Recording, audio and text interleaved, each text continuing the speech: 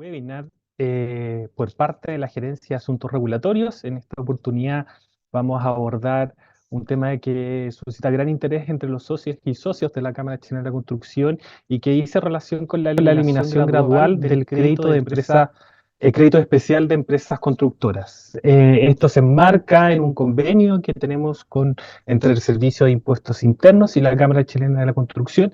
Y también en esta oportunidad tengo el agrado de introducir a nuestro expositor, Alfred Schell. Él es abogado resolutor del Departamento de Impuestos Indirectos de la Subdirección Normativa del Servicio de Impuestos Internos. Alfred, ¿cómo estás? Te doy el Hola, puntapié hola, bien, ¿y inicial tú? para este Muchas tema gracias. que es de gran interés para los socios y socias. Súper. Sí, bueno, como dijeron, mi nombre es Alfred, yo trabajo en el Servicio de Impuestos Internos, me acompaña también mi jefa que está siempre detrás, atenta por cualquier pregunta que pueda surgir al final. Y bueno, ya nos hemos visto en otras oportunidades, así que esperemos que esta sea una charla provechosa para ustedes. Quizás a algunos les va a parecer un poco repetitiva a los que ya asistieron a charlas anteriores. Sin embargo, vienen cosas nuevas en esta charla porque entre la última charla y esta, se emitió la ley 21.558, que cambió un poquito estos regímenes transitorios, y además vamos a ver unas cositas nuevas, porque además de ver la ley 21.420 y ver los regímenes transitorios, vamos a ver un poquito sobre cambios sustanciales y sobre el inicio de las obras y cómo se acreditan.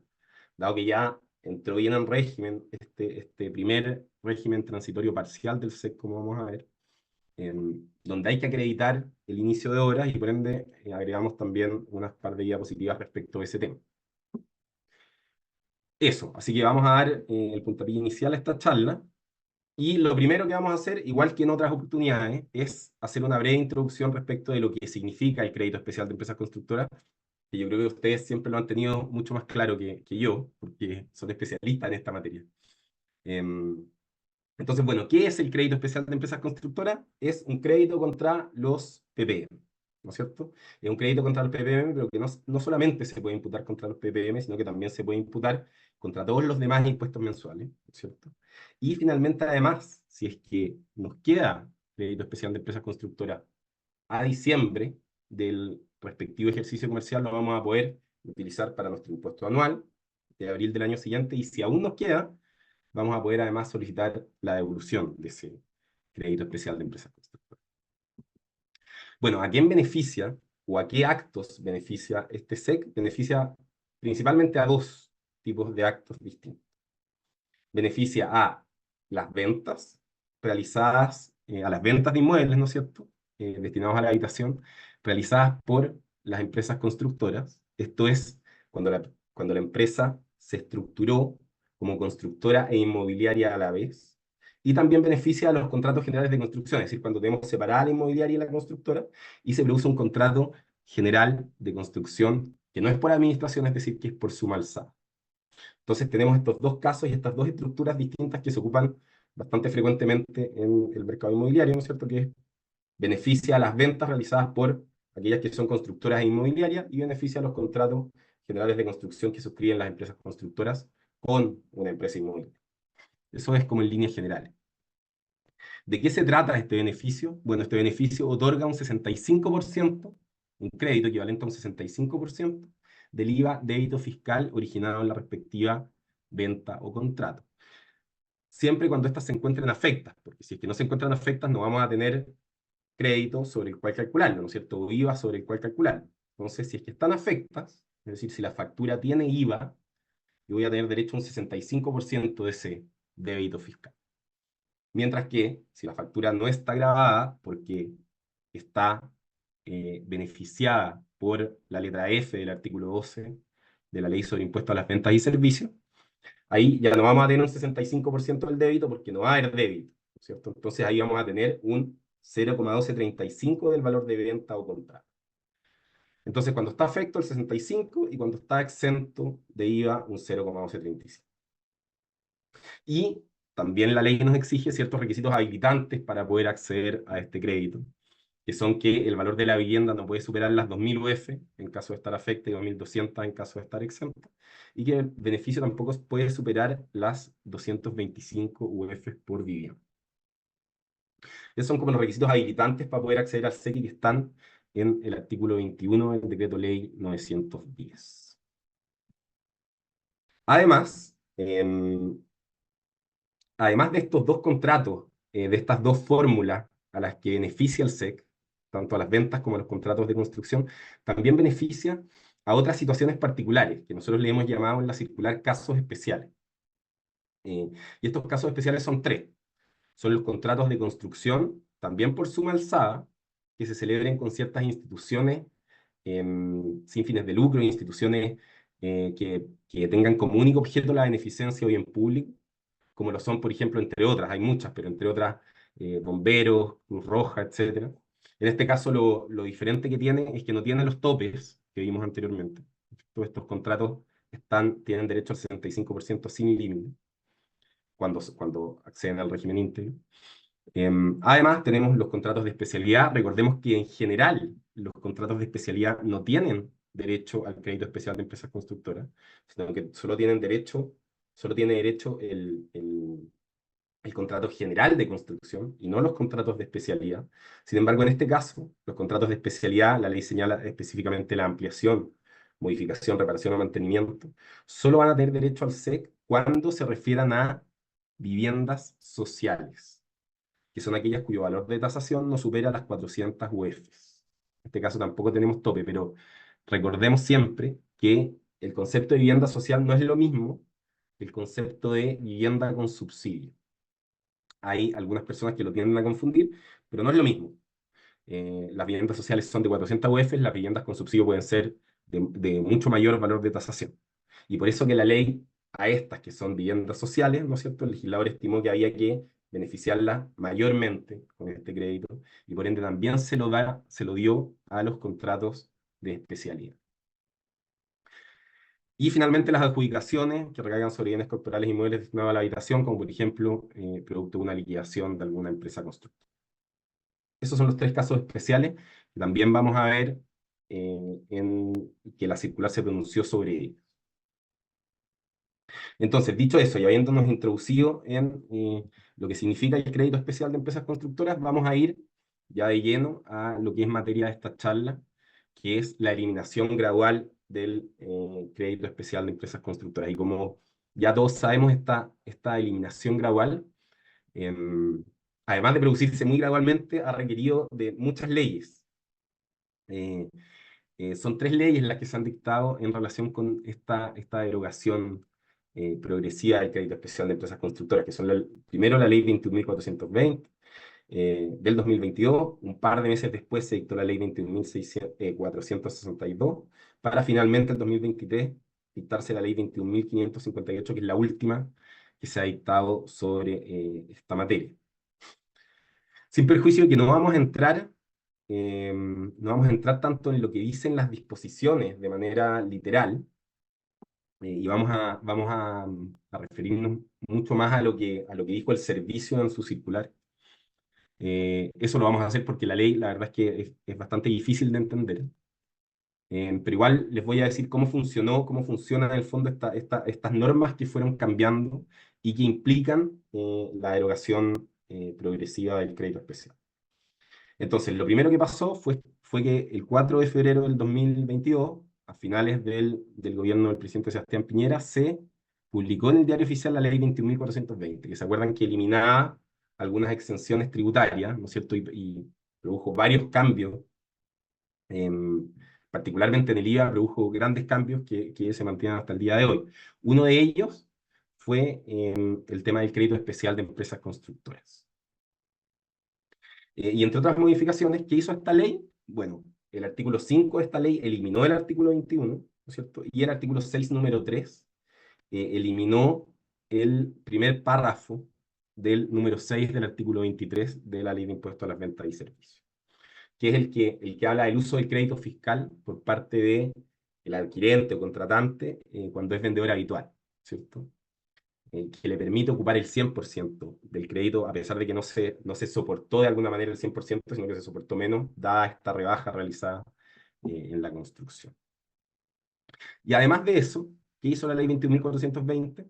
Em, Estableció los artículos quinto y sexto transitorios, ¿cierto? Que en una primera instancia eran dos regímenes transitorios. Un régimen íntegro, que, em, que implicaba acceder al 100% de este beneficio, a lo que está originalmente regulado en el artículo 21 del decreto ley 910, y el artículo sexto transitorio, que era el que regulaba este SEC parcial, que era el 50% del beneficio. Bueno, y con las primeras dos leyes dictadas, nosotros dictamos también la circular 43 del 2022, el día 14 de septiembre del mismo año. Sin embargo, esto cambió rápidamente porque el 25 de abril del 2023 se dictó la ley 21.558, que modificó un poco los artículos quinto, modificó particularmente el artículo quinto transitorio y agregó además un nuevo artículo sexto bis en las disposiciones transitorias de la ley 21.420.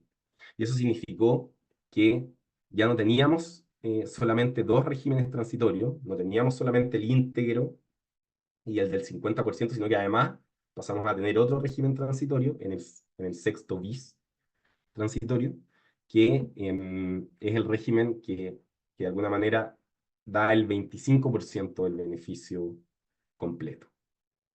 Entonces ahora tenemos tres escalones: el régimen íntegro, el régimen parcial del 50% y el régimen parcial del 25%. Y cuando se emitió esa ley, cuando se publicó esa ley, nosotros emitimos a su vez una nueva circular, dejando sin efecto la circular 43, dado que se modificaba bastante, y emitimos la circular 37 del 2020. Y junto con ello también se emitió, unos par de meses antes, se emitió la resolución 29 del mismo año, que sigue vigente y que se refiere al inicio de obras y que la vamos a ver, la vamos a ver brevemente en las últimas diapositivas. Entonces, esto fue lo que pasó desde el punto de vista normativo, por decirlo de alguna manera, desde el punto de vista de qué hizo la ley con esta norma. Sin perjuicio de ello, como les dije, vamos a ir a lo que dice más nuestra instrucción, lo que dice la circular 37 del 2023, que fue la que interpretó finalmente esta derogación progresiva del SEC basado en la última norma, o en las tres normas que conversamos recién. Entonces tiene la normativa completa de esta circular. Entonces, ¿qué dice en líneas generales de esta circular? Nosotros lo podríamos resumir en este cuadrito, ¿cierto? ¿Qué pasa con el SEC? Hay tres regímenes, ¿no es cierto? No sé si se ve en mi mouse, pero ojalá se vea. Está el régimen íntegro, ¿no es cierto? De transición íntegro, que es hasta abril del 2023. Está el régimen parcial, que nos otorga el 50% del beneficio desde abril del 2023 hasta diciembre del 2024.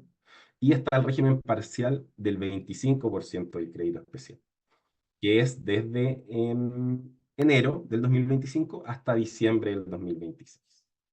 Obviamente, en estos tres casos, el comprador, siempre que sea vendedor habitual, o el contratante, va a tener derecho al 100% del crédito fiscal, porque ese crédito está adosado al beneficio mismo. Es el artículo 23.6, el párrafo primero del artículo 23.6, existe porque existe el SEC. Si existe el SEC, por lo tanto, tenemos ese artículo vigente. Si no existe el SEC, ya después del año 2027, obviamente, no vamos a tener ni crédito especial, ni vamos a tener el párrafo primero del número 6 del artículo 23. Por lo tanto, este es, en líneas generales, qué ocurre con la derogación progresiva y con esta gradualidad en la derogación del crédito especial. Y para estos efectos, entonces, como les comenté, son distintas etapas. Tenemos el régimen transitorio del SEC íntegro, el régimen parcial, que es del 50%, que es hasta diciembre del 2024, y tenemos el régimen parcial, que es del 25% hasta diciembre del 2026, para finalmente eliminarse el SEC desde el 1 de enero del 2027. Eso es lo que hay hasta el día de hoy. Y para efectos de nuestra circular, nosotros lo separamos, y esto ya ustedes bien lo deben saber porque ya veníamos de otras charlas con la misma estructura. Lo separamos en la circular entre en tres grandes grupos, de alguna manera. En el grupo de qué ocurre con los contratos generales de construcción, qué ocurre con las ventas realizadas por una constructora inmobiliaria y qué pasa en los casos especiales, en estos tres casos que vimos que la ley decidió o el legislador decidió beneficiar particularmente. Entonces, lo primero, vamos a ver qué ocurre con los contratos generales de construcción. Es decir, aquellos contribuyentes que se estructuraron con una inmobiliaria y una constructora, sean relacionadas o no relacionadas, no importa, pero que suscriben contratos generales de construcción por suma alzada. Esos son los que tienen este beneficio, recuerden. Entonces, primero, el SEC íntegro.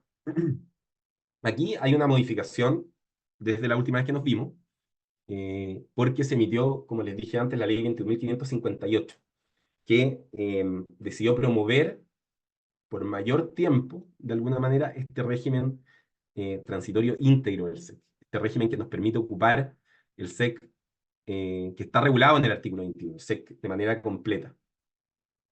¿Y qué nos exige este artículo quinto transitorio para poder acceder al 100% del crédito? Es decir, al 65% y al 0,275 en caso de estar exento.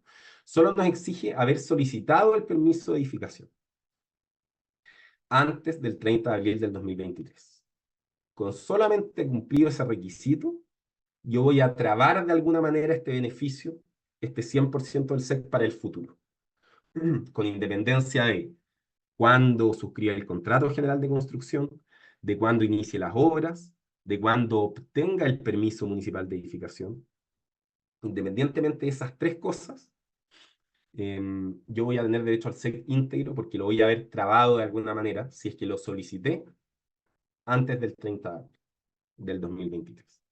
Esto obviamente siempre que este permiso municipal de edificación se mantenga sin modificaciones sustanciales. Eso lo vamos a ver también al final. Vamos a ver más o menos qué significa y algunas líneas generales que ha dado el servicio respecto a esta materia. Pero si el permiso se mantiene en el tiempo, sin modificaciones o sin modificaciones sustanciales, eh, solamente nos basta que se haya solicitado con anterioridad al 30 de abril. Entiendo que la verdad es que la solicitud es un documento presentado ante la municipalidad y sencillamente timbrado, no tiene mayor formalidad que esa. Lo importante es que ustedes obviamente guarden ese documento porque ese documento es el documento que los habilita para acceder al SEC íntegro. Por lo tanto, es súper importante que ustedes lo tengan. Y esta fue entonces, como les digo, una de las modificaciones más importantes de la última ley, de la ley 21.558. Después nos pasamos al SEC parcial del 50%, ¿no es cierto? Que nos otorga la mitad del beneficio original. Y aquí volvemos a los requisitos que siempre nos exigió la ley. Primero, los requisitos habilitantes, obviamente. Si no se cumplen con estos requisitos habilitantes que están acá arriba, tampoco podemos tener derecho al SEC en ningún caso, ni íntegro ni parcial. Que se haya celebrado el contrato entre el 1 de enero del 2023 y el 31 de diciembre del 2024. Además, es importante que se haya solicitado el respectivo permiso municipal de edificación después del 30 de abril y se haya obtenido antes del 1 de enero del 2025. ¿Por qué decimos que se tiene que solicitar después del 30 de abril? Porque si lo solicitamos antes del 30 de abril, ya no nos vamos al SEC parcial, sino que nos quedamos en el íntegro, ¿no es cierto? ¿Se acuerdan? Entonces, o sea, es necesario que se solicite después de esa fecha, porque si se solicita antes, no tengo que cumplir con ningún otro requisito adicional. Pero tengo que obtenerlo en este caso antes del 1 de enero del 2025 y además haber iniciado las obras antes de la misma fecha, según lo que establece la resolución. Con eso tenemos derecho a un 50%. Y después de eso nace este nuevo régimen, también con la última ley y la última modificación, del 25%, que es lo mismo que el anterior, nos exige los mismos requisitos, solamente que en vez de ser hasta el 2025, este es hasta el 2027, antes del 1 de enero del 2027, ¿no es cierto? Tengo que celebrar el contrato entre el 1 de enero del 2025 y el 31 de diciembre del 2026. Tengo que haber solicitado el permiso municipal de edificación con posterioridad al 30 de abril del 2023 y haberlo obtenido antes del 1 de enero del 2027. Y tengo que haber iniciado las obras antes de dicha fecha. Con eso tengo el 25% del beneficio. ¿Qué pasa después? Después del 1 de enero del 2027. Bueno, ahí perdemos el crédito fiscal de empresas constructoras. todos aquellos contratos generales de construcción por suma alzada celebrados a partir del 1 de enero del 2027 ya no van a gozar del beneficio, salvo la única excepción de que sean contratos que se hayan originado por permisos de edificación que se hayan solicitado antes del 30 de abril.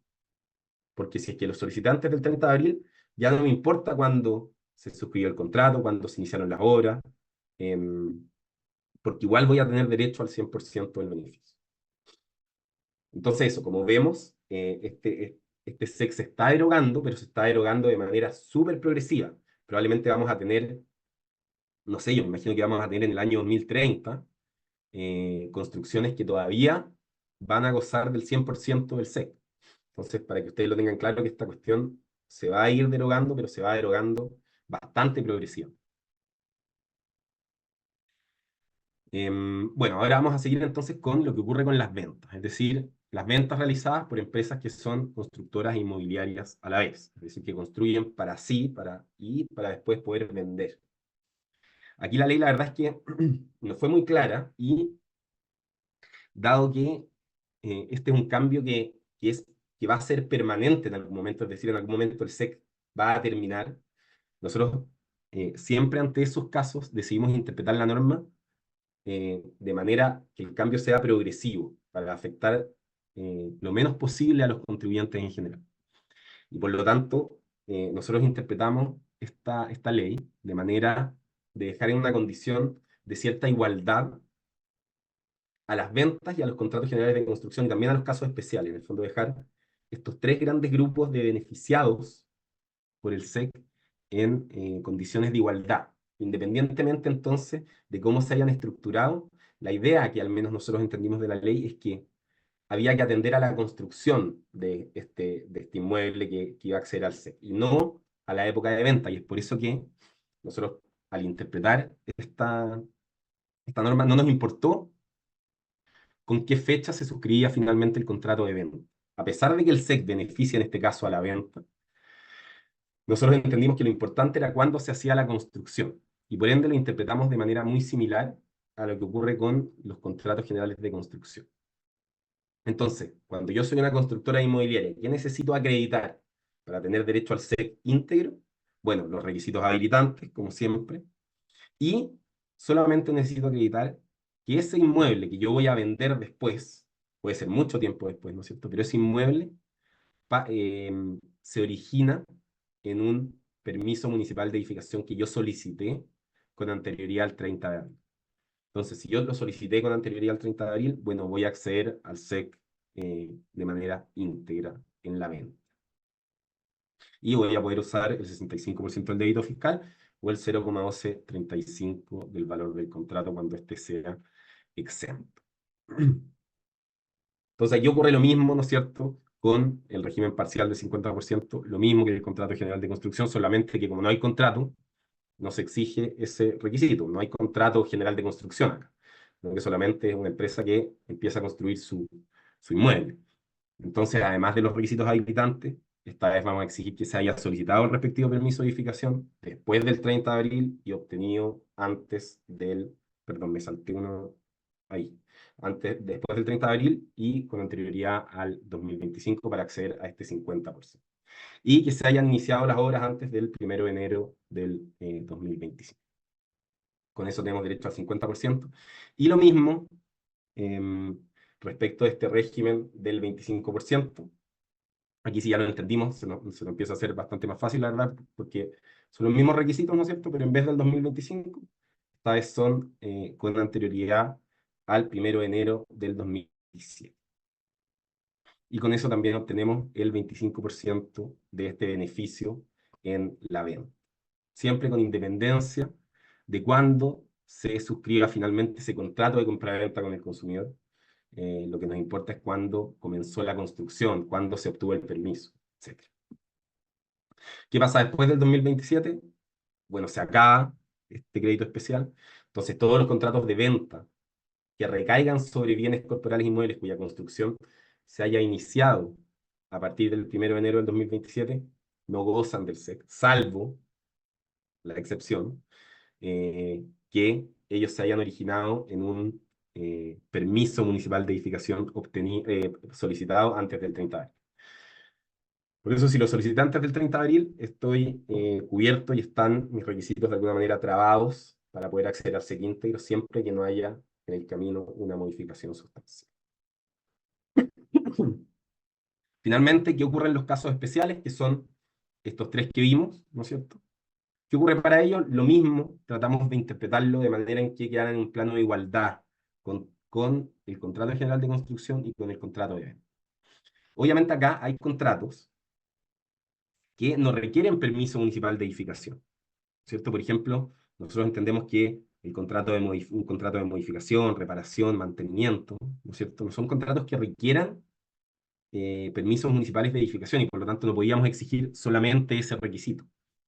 Entonces, por eso, si corresponde, en aquellos contratos, en aquellos casos en que corresponde pedir un permiso municipal de edificación, bueno, exigimos que ese permiso sea solicitado con anterioridad al 30 de abril del 2023. Ahora, si es que es de aquellos casos en donde no necesitábamos permiso municipal de edificación, como por ejemplo una reparación, eh, solamente vamos a exigir que ese acto o contrato se suscriba, se haya celebrado con anterioridad al 30 de abril del 2023. Es decir, es uno o es el otro, dependiendo de si es exigible el permiso municipal de edificación o no es exigible. Con el cumplimiento de cualquiera de esos dos requisitos, en estos casos especiales vamos a tener derecho a un 100% del beneficio. 50% del beneficio también es muy parecido a los casos anteriores, solamente con las adecuaciones a estos casos especiales. Primero, que los actos se hayan celebrado, actos o contratos se hayan celebrado antes del 1 de enero del 2025. Si correspondiera también que se haya solicitado el permiso municipal de edificación con posterioridad al 30 de abril y se haya obtenido antes del 1 de enero del 2025, y que las obras se hayan iniciado también antes de dicha fecha. Con eso tenemos derecho al 50% del beneficio. Y finalmente el 25% del beneficio, los mismos requisitos, solo que esta vez son hasta el 2027 y no hasta el 2025, ¿no es cierto? Hasta antes del 2027.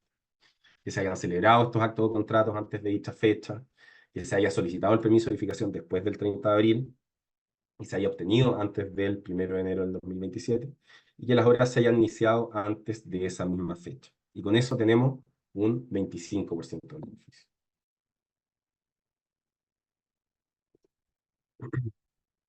¿Qué pasa después? Bueno, después del 1 de enero del 2027, estos actos o contratos que se hayan celebrado con posterioridad no gozan del SEC, a menos que estén realizados al amparo de un permiso municipal de edificación solicitado antes del 30 de abril del 2023. Igual que en los otros dos casos. Bueno, este es entonces el régimen de derogación progresiva del crédito especial de empresas constructoras que rige hasta el día de hoy y que está en la circular 37 de 2023. Ahora, ¿qué es importante también tener claro? Este tema de los cambios sustanciales que se los comenté durante la presentación. Es importante porque para nosotros poder trabar estos beneficios necesitamos que, trabados ellos, que cumplidos estos requisitos, no hayan cambios sustanciales, porque si hay cambios sustanciales tales que hacen que la construcción sea nueva, que el permiso sea nuevo, yo voy a tener que cumplir, o sea, yo voy a variar la fecha de esos requisitos que ya había cumplido. En el fondo, esos van a variar a la época de la modificación, sea del contrato o sea del permiso municipal de edificación. Entonces, ¿en qué caso hay que revisar si es que hay modificación sustancial? Bueno, obvio, cuando hay alguna modificación del contrato, ¿no es cierto?, de construcción, o porque pueden modificarse ambos, del permiso municipal de edificación. Entonces yo tengo que poner ojo con esto cuando hay alguna modificación de uno, al menos de estos dos actos, tanto del contrato como del permiso. ¿Y qué debemos revisar? Nosotros como Servicio de Impuestos Internos debemos revisar si es que esa modificación es sustancial, según los antecedentes que se aporten por el contribuyente en la etapa de fiscalización.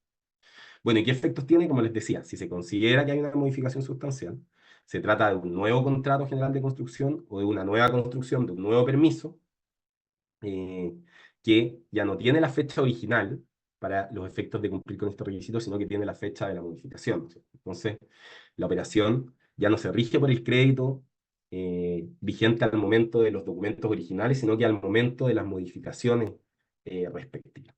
Y por ende, probablemente el beneficio disminuya si es que yo hago una modificación sustancial justamente después de haber ocurrido alguno de estos hitos, después del 30 de abril, después del 1 de enero del 2025, después del 1 de enero del 2027. Si es que yo hago modificaciones después de esas fechas, probablemente voy a tener cambios. Si es que yo hago modificaciones sustanciales, probablemente voy a tener cambios en cuánto derecho al SEC tengo como empresa constructora. Entonces, ¿qué ha dicho el servicio? Bueno, aquí hay algunos oficios sobre la materia. Hemos dicho que,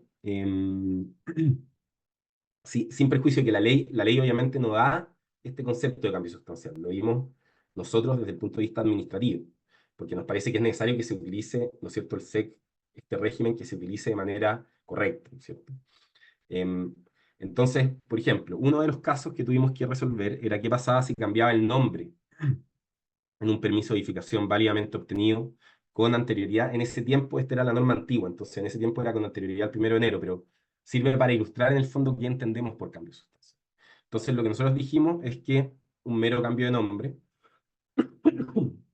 no era una modificación sustancial. Por lo tanto, si es que ustedes cambian el nombre de un contrato o modifican el nombre en un permiso de edificación, el nombre de quién va a construir, no, eso no va a constituir un cambio sustancial para estos efectos. Por lo tanto, yo no me voy a tener que preocupar de si hay o no cambio sustancial, porque esto es jurisprudencia administrativa obligatoria para los funcionarios del servicio. Otro caso que resolvimos fue en el oficio 1667 del 2023, en donde nos consultaron qué pasaba si es que una empresa constructora disminuía de 3 a 2 pisos subterráneos en un proyecto habitacional. Entonces ella no quería construir los 3 subterráneos, sino que solamente 2. ¿Había modificación sustancial? Bueno, nosotros entendimos que tampoco había modificación sustancial porque el objeto del contrato seguía siendo el mismo. Otro caso interesante es el caso del oficio 1175 del 2024, en el cual nos preguntan, dicen, yo iba a construir 148 departamentos, 89 estacionamientos y 48 bicicletas. Y ahora voy a construir 141 departamentos, 84 estacionamientos, 42 bicicleteros. ¿Hay una modificación sustancial? También dice que no alteraría la cantidad de pisos ni subterráneos, ni variaría en más de un 5% la superficie aprobada por el permiso de edificación original. Entonces nosotros entendimos que eso tampoco podía constituir una modificación sustancial. Hay una modificación, claro que hay una modificación, pero esta modificación no es sustancial para efectos de hacer variar el derecho al crédito que tenía el contribuyente con inicio. Otro caso interesante es el del oficio 115 del 2024, que nos preguntó una inmobiliaria que tuvo un problema porque el terreno en donde iba a construir y que estaba destinado por el permiso de edificación y por el contrato para poder construir, parte de ese terreno se declaró como humedal urbano y por lo tanto ya no podía construir en cierta parte del terreno, o si construía probablemente le iba a salir demasiado oneroso dados los requisitos del sistema de evaluación de impacto ambiental. Entonces, ¿qué hizo? Varió parcialmente el lugar en donde construía estos edificios, sin embargo iba a construir los mismos edificios con las mismas características, los mismos cantidad de estacionamientos, los mismos pisos, los mismos subterráneos. Nosotros entendimos que tampoco había ahí una modificación sustancial. Como, como línea general, yo lo que les quiero transmitir es que lo que pretende esta norma de modificación sustancial es evitar el mal uso del beneficio. Como el único requisito para poder optar al SEC íntegro es ir a solicitar el permiso de edificación. Nosotros no queríamos que se entendiera que aquí se puede ir a solicitar el permiso de edificación por cualquier cosa, ¿no es cierto? Y después terminar construyendo todo lo contrario, no sé, o otra cosa distinta. Entonces, los casos en donde eso se produzca, obviamente van a ser modificaciones sustanciales. Los casos en donde no se produzca y sean modificaciones más bien menores, no debería haber problema en el uso del SEC de acuerdo con los documentos originales.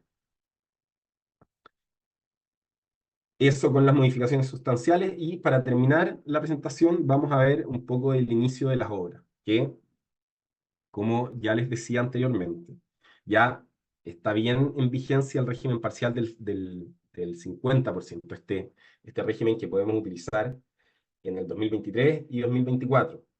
Y para eso tenemos que acreditar el inicio de las obras eh, en dichas fechas. Entonces, ¿cómo se acreditan? Bueno, la resolución 29 del 2023 establece algunas reglas y el método para poder acreditarlo, sin perjuicio de que tiene también otros fines. Esta resolución tiene fines también para efectos del impuesto territorial, pero también su objetivo es regular precisamente este inicio de obras del régimen de transición del SEC. Entonces, ¿cómo se hace? ¿Cómo se acredita este inicio de obras? Bueno, el contribuyente se tiene que meter al sitio web del servicio y tiene que ir a la parte en donde dice servicios online, avalúos y contribuciones de bienes raíces, después solicitudes de declaraciones y solicitudes de bienes raíces. Y ahí se realiza la solicitud por la página del servicio. Siempre esto online, no es necesario hacerlo presencialmente.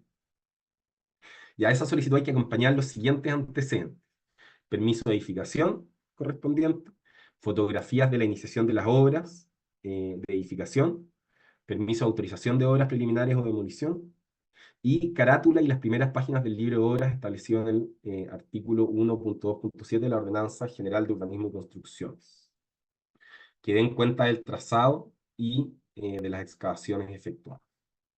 La idea es acompañar a esta presentación documentos suficientes para que el servicio pueda dar fe de que se han iniciado las obras en cierta fecha, ¿cierto? La idea es hacer esto lo más pronto posible. Cuando uno inicia una obra, presentar esta solicitud lo más pronto, porque es muy distinto, al menos a mi entender, es muy distinto acreditar hoy, junio del 2024, una obra que inició en junio del 2024, que acreditar en junio del 2024 una obra que inició el 2022, o acreditar el 2027 una obra que inició el 2024, ¿no es cierto? Entonces, mientras antes se haga este trámite, es mucho mejor porque va a ser más fácil, va a ser más fluido, eh, y es un tema también de acreditación. Entonces, siempre las facultades de fiscalización del servicio van a estar ahí presentes, y el servicio obviamente va a poder ir a fiscalizar a terreno, y va a poder ir a revisar si efectivamente se cumplen con estos requisitos para entenderse iniciadas las obras. Bueno, ¿y qué se va a acreditar? Obviamente se va a acreditar, estos documentos deben servir para acreditar la fecha cierta de la realización de los trazados y el comienzo de las. ¿Y cómo se termina este trámite? ¿Con qué culmina este trámite? Bueno, este trámite culmina con un certificado que da cuenta de la fecha de inicio, el rol de avalúo del predio, el rol del solicitante, del propietario y el número y fecha del permiso de edificación. Así termina, cuando hay éxito en este proceso, termina emitiendo el Servicio de Impuesto Interno un certificado al respecto. Esa es la presentación del día de hoy. Espero que les haya servido y quedamos atentos entonces a las preguntas que nos pudieran hacer. Muchas gracias, Alfred, por tu presentación. Sin duda un tema de gran interés para los socios y socias. Ahora vamos a disponer de un tiempo prudencial como para poder realizar las consultas que tengan al respecto de la presentación de Alfred, las cuales las podrán hacer a través del canal que dispone esta plataforma Zoom, es decir, a través del chat. Por cierto, ya tengo, Alfred, algunas consultas, algunas preguntas al respecto. Nos preguntan respecto a los límites entre 2.000 a 2.200 UF de venta. ¿Se descuenta el valor del Sí, terreno y obras de urbanización? Esa es una primera pregunta. sí, sí, yo entiendo que sí. Julia, ¿estáis por ahí? Porque la verdad es que lo que se vende en el contrato de construcción es la construcción. Por lo tanto, es el valor de esa construcción, independiente en un contrato de construcción, la que tiene que ser de 2.000 o 2.200. Cuando se trata de una venta, es el valor total, porque es la venta la que tiene que cumplir con estos requisitos. Sí, así es. Entonces, en el fondo hay que distinguir entre el contrato general de construcción y la venta para esos efectos.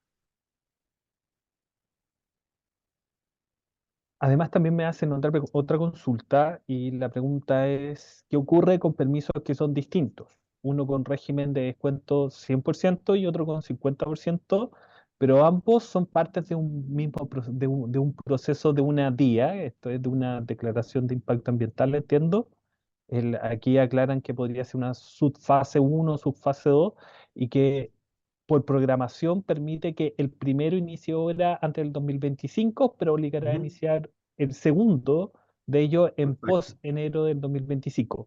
Si ambos son Sí. parte del mismo contrato de construcción, se toma como inicio la primera subfase, ¿se entiende? La verdad es que esto no lo tenemos claro porque no han habido preguntas específicas a este respecto. Sería bueno que la hicieran porque es una pregunta súper interesante. Lo que a nosotros nos parece a priori, o lo que a mí me parece en verdad personalmente, no sé si interpreto a la Julia en esto, pero lo que a mí me parece a priori es que, si es que yo estoy realizando una etapa y por esa etapa tengo el 100%, está perfecto, yo tengo el 100%, pero esa etapa no implica necesariamente hacer la etapa 2 o la etapa 3 y por lo tanto cada etapa tiene su propio inicio, tiene su propio contrato, tiene, y tiene también sus propias reglas. Eso entiendo yo a priori. Pero no es un tema que hayamos analizado por oficio porque no nos han preguntado. Recordemos que el servicio, el servicio en el fondo resuelve, nosotros resolvemos las consultas de los contribuyentes, pero el motor tiene que ser siempre el contribuyente nos consulta y nosotros respondemos. Entonces, en este caso, no hemos tenido preguntas respecto a este tema. Entonces, Pero más en allá este de caso, esto, disculpa, sí, pero en sí, este caso hay un solo permiso de edificación o hay distintos, porque también eso es entiendo que hay determinante. Si hay uno distintos. solo Entiendo que hay distintos. y que se dio antes de marzo del 23, estarían con el requisito cumplido. Ahí también es Yo como entiendo que, importante eso. yo entiendo que son varios permisos, Ah, pero ya, ahí es un puedo poco estar más equivocado. complejo, claro. Sí. Dos permisos, Dos claro. permisos. Claro, uno va en el Ahí es 2023 y otro en el 2024. otro también, claro, ahí es un poco más compleja la respuesta porque lo que la ley define es la fecha del permiso. Entonces, eso puede ser un poco más complejo, pero sí sería importante que nos hicieran la consulta. Claro, en el fondo es mucho más difícil de defender que es una obra completa cuando yo tengo varios permisos de edificación Mm. por las distintas etapas.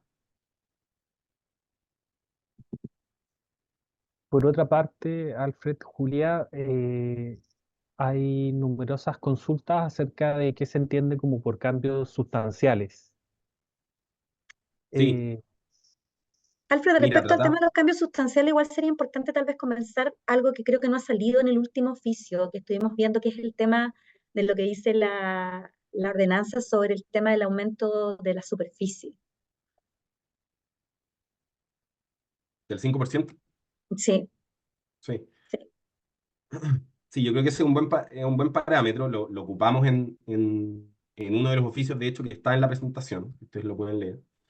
Eh, pero efectivamente, ese 5% es un límite que establece la ordenanza y que nos puede servir a nosotros. No es una cosa que hayamos utilizado como para todos, pero pudiera ser uno de los criterios que utilicemos en, en términos de después de fiscalización, de determinar cuándo hay o no cambio sustancial. Sí, ahí lo que a mí me gustaría hacer presente respecto al tema del cambio sustancial es que lo que la ley pretende evitar es que se cambien las condiciones que dieron origen a el beneficio en los términos en que se está solicitando. Por ejemplo, cuando ustedes deben recordar, cuando por primera vez se puso tope a este beneficio, ¿se acuerdan que antes no tenía tope, después tuvo 4.500, que fue el primer tope? La idea de estos cambios sustanciales es que no se pida el permiso a una fecha en que hay ciertos requisitos y luego se cambian esos requisitos, pero quede trabado ya el beneficio completo. Fundamentalmente es importante el tema de la superficie. ¿Ya? Sí, si yo conseguí un permiso, y también del monto, ¿ya? O sea, si yo tengo un permiso con el tope que me da la ley y luego lo cambio y construyo viviendas con otro tope, obviamente ahí hay un cambio sustancial, o viviendas de mayor precio que originalmente no habrían dado derecho al beneficio. Lo mismo también tiene que ver un poco con el beneficio, con la superficie construida. Es decir, en general hay situaciones que son ajenas a la constructora. El caso típico no me acuerdo si lo analizamos, pero el de por ejemplo, de un proyecto que luego se declaró un humedal en el sector. Sí. Ya, obviamente hubo un cambio muy grande, se cambió de lugar, se cambió de todo, pero la razón no tenía mucho que ver con la constructora. Entonces, por eso el tema es analizable caso a caso en general. Sí, no hay como un parámetro general para darles, Mm. porque es un tema que tiene que analizar fiscalización caso a caso cuando fiscalice estas modificaciones. Pero claro, en líneas generales es lo que está diciendo la Julia, como aquí hay que considerar si es que incide la voluntad o no de la empresa constructora, cuánto es lo que se está cambiando efectivamente, etcétera. Si está optando un mayor beneficio o un menor beneficio. Hay varias cosas que se pueden analizar para determinar si hay o no modificación sustancial. Por eso les dejamos algunos oficios, porque esos pueden servir para muchos como una seguridad de alguna manera, si es que, si es que ellos están realizando cambios o modificaciones similares a esas. Si no, tienen que consultarlo. Siguiendo con la ronda de preguntas, tengo otra pregunta que dice, eh, cada vez más acotada la clasificación de unidades bajo las 2000 UF, y a quien hace la pregunta, los estacionamientos y bodegas que sean enrolables pueden considerarse como beneficiarios del SEC independiente que las unidades habitacionales no califiquen. Ah, no, no. Son independientes para efectos del SEC, eso lo ha señalado el servicio en una circular antigua, es decir, eh, los topes se consideran en forma independiente, pero en la medida que accedan a una unidad principal que sí tenga beneficio. Porque recuerden que lo que marca el derecho al beneficio es que se trate de un inmueble destinado a la habitación. Eso es una de las, aparte que sea un contrato general de construcción por suma alzada, una venta, etcétera, uno de los requisitos fundamentales para que proceda este beneficio es que la construcción sea un inmueble destinado a la habitación. Por lo tanto, solo en la medida que estas unidades accedan a un inmueble destinado a la habitación que tenga derecho al beneficio, van a acceder también al mismo. Esto es algo que está resuelto ya hace tiempo. Yo diría que incluso antes de estas últimas modificaciones. Sí. Algunas preguntas en relación al inicio de obra. Los proyectos que ya tienen avance del 80% a marzo del 2023, cuando salió la resolución 29. ¿Es necesario hacer el procedimiento de acreditación de inicio de obras? O sea, es que probablemente si es que esa construcción ya está tan avanzada al 2023 o al 2024, es porque me imagino que solicitaron el permiso antes del 30 de abril del 2023, ¿verdad? Entonces, si eso ocurrió, que es el más probable, recuerden que habiendo solicitado ese permiso antes del 30 de abril del 2023, no hay nada más que acreditar. Lo único que nosotros le vamos a pedir que nos acrediten es que solicitaron el permiso. Eso se puede acreditar de varias formas, con el permiso timbrado, ¿no es cierto? Ahora, si tienen ustedes un permiso obtenido antes del 30 de abril, bueno, obviamente lo solicitaron también antes del 30 de abril, como que si es que cumplen con esos requisitos, van a tener derecho al 100% del crédito especial sin tener que acreditar el inicio de obras. Por eso que este inicio de obras parte siendo relevante para los regímenes parciales de SEC, para el del 50% y el del 25%, pero no para el régimen íntegro. Alfred, bajo esta misma línea, también me consultan si que en el caso de viviendas sociales sirve el acta de entrega de terreno como inicio de obras. Ah, a ver, el acta de entrega de terreno. ¿Pero para qué? Para los contratos de especialidad. ¿Para qué tipo de contrato de especialidad? Porque recordemos que hay varios tipos de contratos de especialidad que se benefician con el SEC. Si es de ampliación, va a requerir permiso municipal de edificación. Si es de otro tipo, si son de vivienda nueva. Una nueva. No, si son de vivienda nueva, acuérdense, con subsidio no es lo mismo que vivienda social. Eso es lo primero. Si es que son viviendas nuevas, yo necesito acreditar todos los requisitos que están en el contrato general de construcción o en la venta, dependiendo, en este caso va a ser del contrato general de construcción, probablemente. Pero no, en el fondo yo tengo que acreditar la solicitud del permiso, tengo que acreditar el inicio de las obras y tengo que acreditar el contrato general de construcción. A menos que sea el SEC íntegro, que solo tengo que acreditarlo con la solicitud del permiso. Alfred, como una información de utilidad pública, aquí me Sí. preguntan que cuál es el canal oficial para solicitar Ah, aclaraciones en relación a la modificación de permiso que aplica para ser sustancial o no, en relación a lo que conversamos al inicio de esta ronda de Sí, preguntas. Sí, Hay se varias hacen vías. consultas, disculpa, se hacen consultas directamente al director del servicio a través de la página web del servicio en la sección de consultas sobre interpretación normativa. Ya, creo que está en Creo que solicitudes administrativas, solicitud consultas de administrativa. interpretación tributaria y después algo así, pero están los banners del Sí, servicio, es muy fácil de encontrar. sí, es importante que no son peticiones administrativas, porque las peticiones administrativas son peticiones concretas que se hacen a los directores regionales.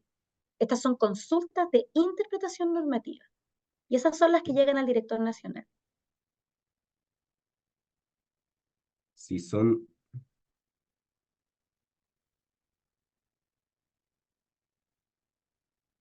Vamos a ver si lo pillo. Ya no la pillo, pero no la pillo así tan rápido, pero es fácil buscarla en la página con calma.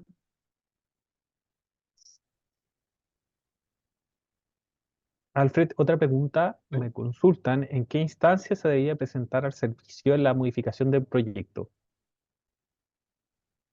La modificación del proyecto, ustedes dicen para efectos de los cambios sustanciales. Eso la verdad es que no hay que presentarlo al servicio. Ustedes tienen que guardar los antecedentes si es que el servicio los fiscaliza. Ustedes tienen que utilizar, como en Chile estamos ante un sistema de autodeclaración.